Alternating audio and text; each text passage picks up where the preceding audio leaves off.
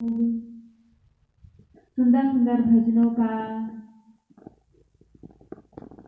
और सत्संग का लाभ प्राप्त कर रही थी। तो आप लोगों ने बहुत सारे भजनों को भी सुन लिया है और काफी देर तक सत्संग को भी श्रवण किया है। तो ज़्यादा समय भी मैं भी नहीं लूँगी, थोड़ी सी देर के लिए सुनाऊंगी। तो आज हम सब लोग भगवान श्री कृष्ण का जन्म दिवस मनाने के लिए एकत्रित हुए हैं। तो आप सभी लोगों को भगवान श्री कृष्ण की जन्माष्टमी की बहुत बहुत शुभकामनाएं। और कहा कि जब किसी भी महान पुरुष का जन्मदिन होता है तो वहाँ हम भूल जाते हैं कि हमें उनके लिए क्या लेकर के जाना चाहिए। क्योंकि अगर संसारिक व्यक्ति का अगर जन्मदिन मनाते हैं तो स्वतः ही हमें याद रहता है कि हमें अच्छे कपड़े पहन करके जाना है, तैयार होके जाना है और कुछ ना कुछ गिफ्ट लेकर के ही हाथ में जाना है। लेकिन जब दरबार में आते हैं, चाहे किसी भी महान पुरुष का जन्मदिन हो, तो वहाँ पर भूल जाते हैं कि हमें उनके लिए क्या लेकर के जाना है। लेकिन फिर भी कहा कि भगवान भौतिक चीजों से कोई लोभ या मोह नहीं रखते, चाहे उनके लिए कुछ लेकर आए या न लेकर के आए। वह तो आप उनके चरणों में आ गए, उनके दर्शन करने के लिए आ गए, यह इतनी बड़ी बात है।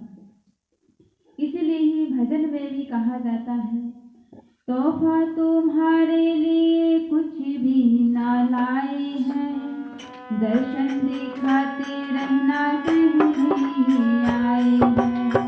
तोहफा तुम्हारे लिए कुछ भी ना लाए हैं, दर्शन दिखाते रहना कहीं आए हैं। प्राण हमारा है तू और सावरिया, प्राण हमारा है तू और सावरिया, इससे ज्यादा क्या चाहूं। हम सब बोलेंगे हरी हरी बोल, हम सब बोलेंगे हरी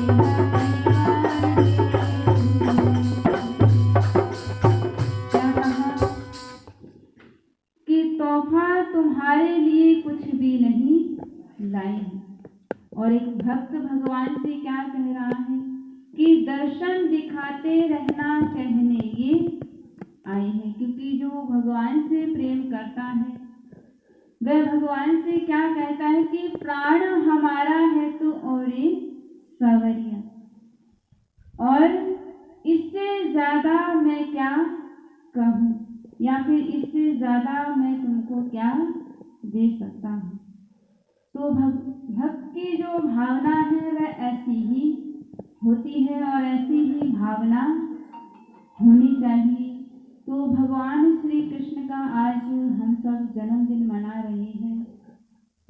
और जैसा कि आप लोगों ने सुना सत्संग के माध्यम से कि भगवान श्री कृष्ण का जन्म कहाँ पर हुआ, तो उनका जन्म कारागार में हुआ। जो कंस ने उनके माता पिता को, देवकी को, दोनों को जेल में बंद किया हुआ था।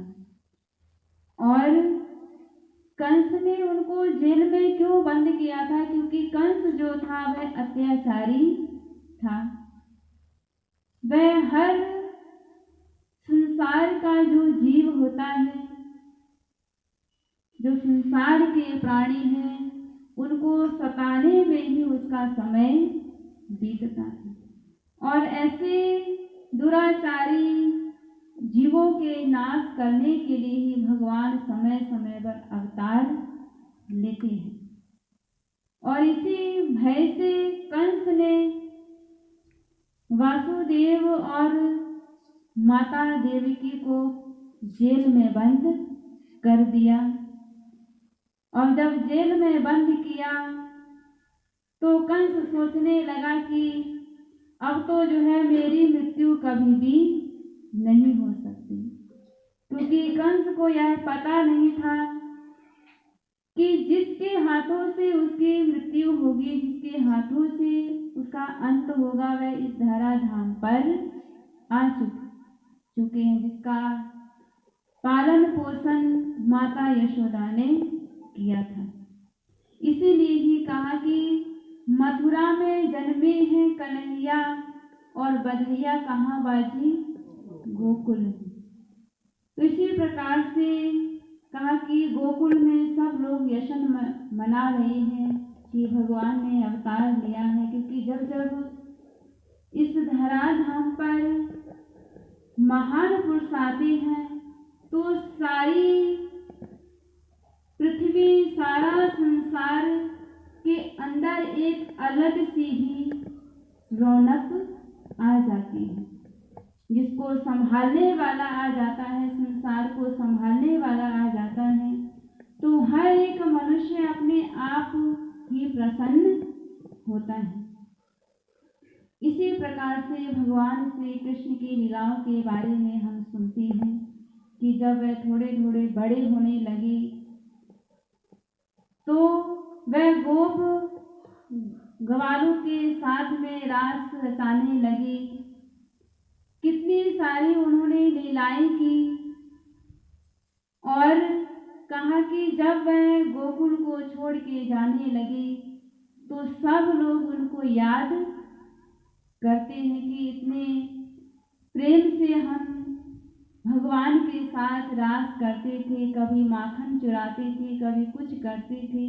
जब भगवान श्री कृष्ण वहां से जाने लगे तो वह सारी यादें गोपियों को और ग्वालों को आने लगी।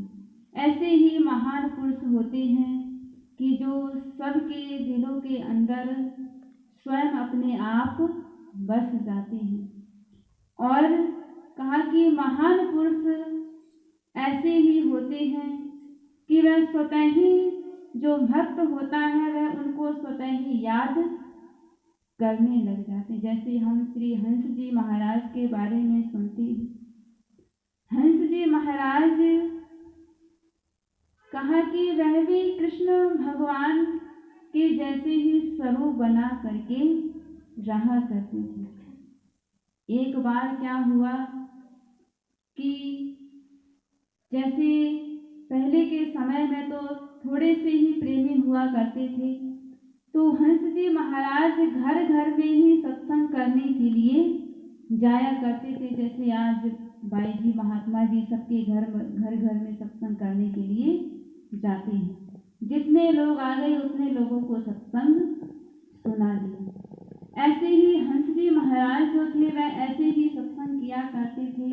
उस समय में कोई ज़्यादा पब्लिक नहीं थी, जितने आ गए उतनों को सत्संग सुना दिया। एक बार जब वह सत्संग सुनाने के लिए गए किसी की प्रेमी के घर में, तो जहाँ पर वह गए थे वहाँ पर आर्य समाजी के लोग रहा करते थे। जब वहाँ पर वह गए, क्योंकि आर्य समाजी के जो लोग होते हैं वह केवल हवन को ही मानते हैं कि हर हफ्ते हवन करो, उसी से ही मन शुद्ध होता है। वह सत्संग को नहीं मानते हैं कि सत्संग से कुछ नहीं होता है, क्योंकि सबकी अपनी अपनी मान्यताएं होती हैं।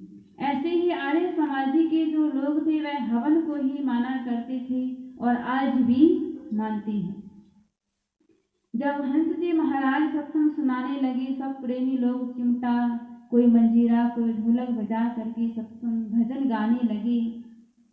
तो जब उन्होंने आर्य समाजी के जो लोग थे उन्होंने सुना कि यहाँ पर क्या हो रहा है, तो पड़ोसी के लोग जो है वह डंडा ले लेकर के आ गए कि यहाँ पर तुम क्या कर रही हो, ये सब कुछ बंद करो और ये हमारे यहाँ पर नहीं होता है।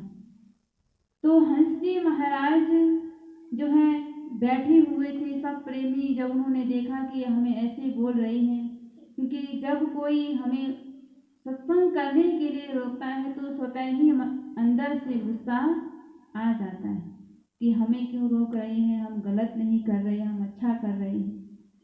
ऐसे ही वह प्रेमी कहने लगे, वह लड़ने को तैयार हो गए, लेकिन हंस जी महाराज ने इशारे से उनको प्रेम से चुपचाप बैठा दिया और वह चुपचाप बैठ गए। और हंस जी महाराज ने कुछ नहीं बोला, वह वापस चले गए। और हंस जी महाराज ने कहा कि देखो, मैं अभी इन लोगों को मजा चखाता हूँ कि जो इन्होंने किया है, जो किया है वो गलत किया है, इसीलिए मैं अभी इन लोगों को मजा चखाऊंगा। तो हंस जी महाराज क्या करते हैं, वह बंसी हाथ में ले लेते हैं। जैसे भगवान श्री कृष्ण मुरली बजाते हैं, तो जैसे ही मुरली बजाते हैं तो गोपियां सब नाचने लग जाती हैं। स्वतः ही उनका मन भगवान श्री कृष्ण की तरफ खिंचा चला आता है। चाहे वह कितना ही विरोधी क्यों ना हो, उसके अंदर से भी वह सारे पाप धुल जाते थे जब भगवान श्री कृष्ण बंसी को बजाते थे। ऐसे ही हंस जी महाराज ने बंसी हाथ में ली और बजाते बजाते छत के ऊपर चले गए। अब जैसे ही छत पर वह झूम झूम करके मुरली बजाने लगी, तो सब जो आर्य समाजी के जो लोग लड़ने के लिए आए थे, वह भी उस मुरली की धुन में खो गए कि इतनी मधुर आवाज कहाँ से आ रही है। वह भी अपनी छत पर चढ़ करके देखने लगे कि इतनी मधुर आवाज कहाँ से आ रही है।